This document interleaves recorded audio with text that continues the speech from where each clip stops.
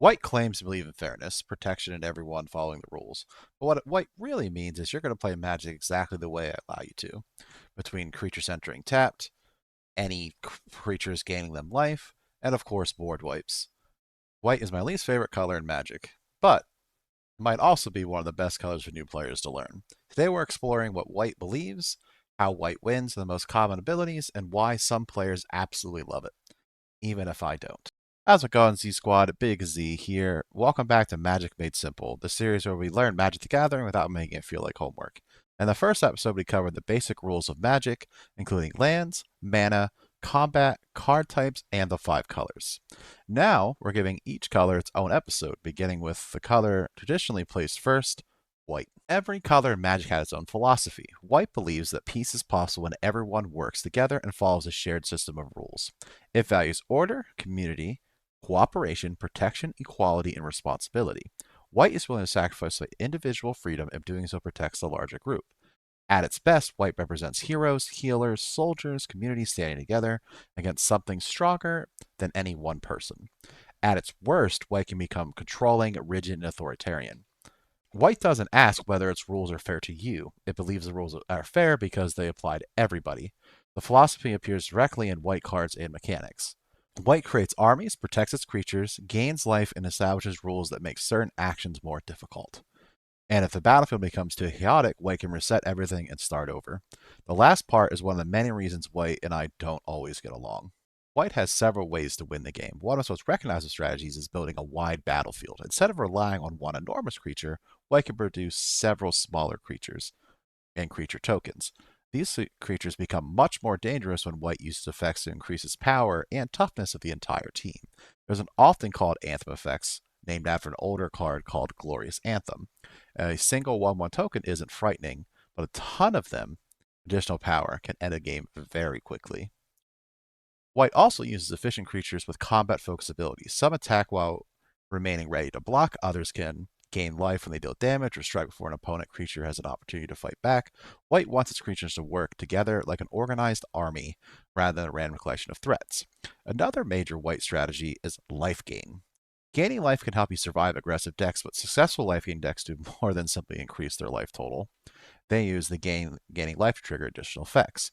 A card might receive a counter, receive a token, draw a card, or cause an opponent to lose life whenever they gain life. That turns life gain from a defensive tool into an actual engine capable of winning the game. Soul Warden is one of the clearest examples. Whenever another creature enters the battlefield, Soul Warden's controller gains 1 life. Notice that Soul Warden says another creature, so it doesn't trigger when entering the battlefield by itself.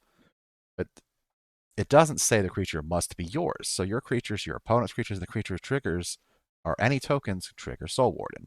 1 point of life may not seem too important, but those triggers can add up quickly for several creatures enter the battlefield. Soul Warden also teaches us about triggered abilities.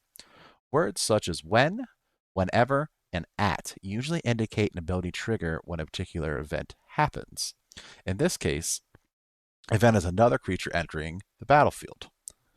If 3 creatures enter one at a time, Soul Warden triggers 3 times. If multiple creatures enter simultaneously, Soul Warden will see each of them and triggers 1 for each creature.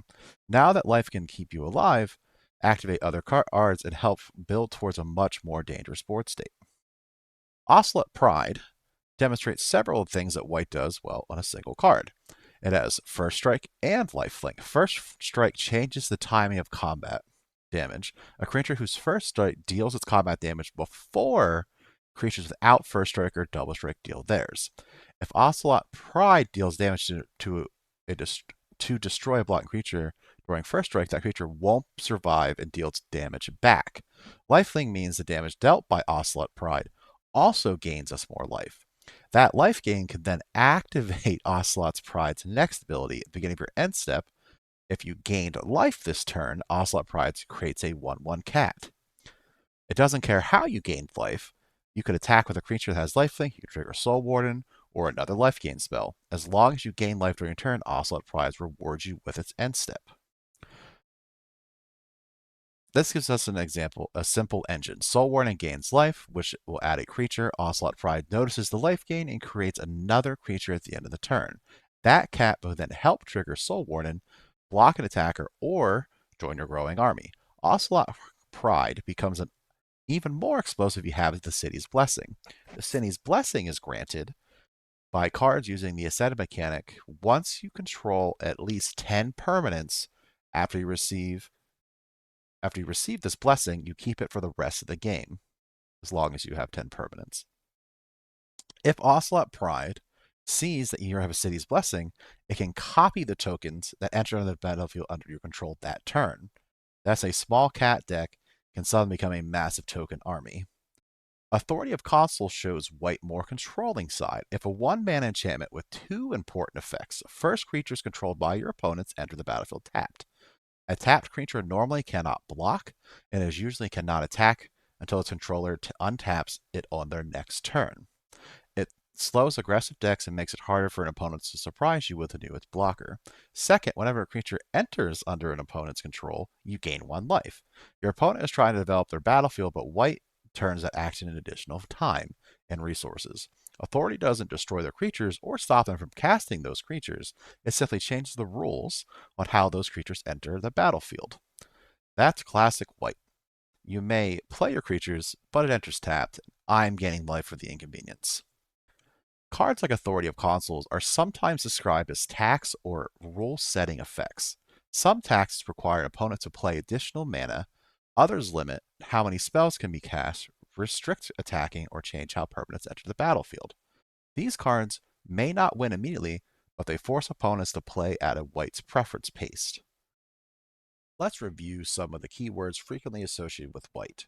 Lifegain, my favorite. Lifegain means that damage dealt by a source also causes controller to gain that much life. Works with combat damage or other damage sources done by that card. Vigilance. Vigilance means that attacking does not cause a creature to tap. A creature with vigilance can attack and remain untapped to block during the opponent's turn. Frequently represents white's desire to attack while still protecting the group.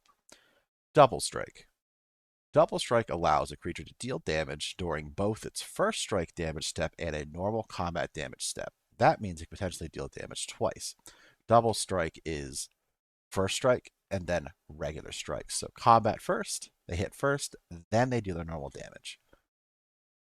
First strike allows a creature to deal combat damage first, and it gets countered by double strike. It helps smaller creatures potentially get a leg up on people that they're strong to, because if you have a same power creature attack another same power or defense creature, it'll hit first, potentially killing them before they can strike back. So keep in mind, first strike hits first, double strike is first strike as well, and then a normal strike. So double strike is essentially better than first strike. Flying.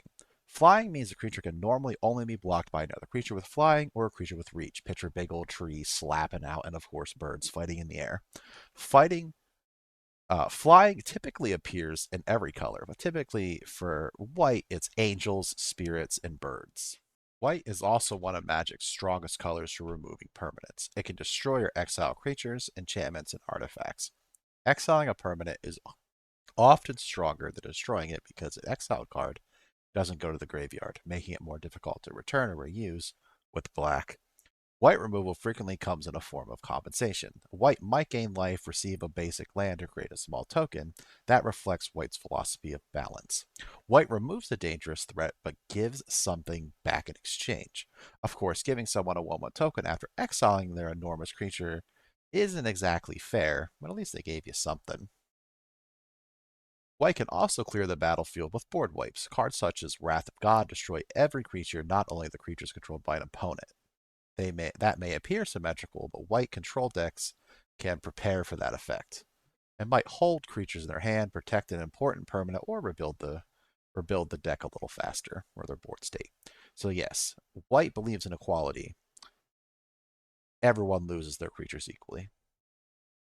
White is excellent at protecting its creatures from preventing damage, granting indestructibility, which means it can't die from combat, exiling a creature temporarily and returning it later, giving permanent protection from a color or temporary for card types or anything on the battlefield. Some white cards protect one important creature, others shield entire battlefields from destruction. This allows a white player to build an army to survive effects that would normally destroy it. White can also return small permanents from the graveyard, especially creatures that represent fallen allies returning to the fight. Every magic color needs weaknesses, and white is no exception. White has traditionally struggled with unrestricted card draw. It can draw cards, but these effects often require a particular condition. You might need to control smaller creatures, gain life, attack with multiple creatures, allow an opponent to have more resources than you. White also isn't known for producing large amounts of additional mana like green, where its ramp frequently helps it catch up to other players who has more lands or allows artifacts to produce extra mana. White can also become heavily dependent on the battlefield. It spends several turns building an army, and that army is destroyed. The white creature may need time to recover. Its creatures are often efficient together but less impressive when separated. White is a powerful archetype because its pieces cooperate. Break apart the system, and the color can lose much of its momentum. White might be the color for you if you enjoy building armies of creatures and tokens, gaining life and being difficult to kill, protecting your battlefield, controlling the flow of combat, removing dangerous permanents, creating rules that slow down your opponent, or of course just clearing the battlefield when things get out of control. White supports aggressive decks, Lifegain strategies, token decks, control decks, enchantment decks, and tax-based strategies. It can be welcoming to new players because many of its abilities connect directly to Magic's foundations, creatures, combat, life totals, and protecting your board. Do I personally enjoy playing all of those effects? Absolutely not. But I can admit that white is a flexible, powerful, and great color for learning how multiple cards work together. For example, Soul Warden rewards creatures entering the battlefield. Authority of Consul slows opponents down. Ocelot's Pride life gained into tokens, and those tokens hate build a larger army. The combination captures wife perfectly. Life gain, building a community, establishing the rules, and eventually overwhelm anybody who refuses to cooperate. Now I want to hear from you. Is white your favorite color? Your least favorite color? Or the color you secretly play while pretending you're a better person than the rest of us? What white card or strategy made you choose your answer? Drop it in the comments. The next episode of Magic Made Simple, we're coming to blue, color of knowledge, card draw, counter spells, and asking your opponent whether the spell actually resolves. And of course, telling them no. If you're learning magic or helping someone else get started, subscribe, join the Z Squad. We'll keep learning, brewing, becoming more better magic players together. Till next time, I'm Big Z. I'll see you on the battlefield.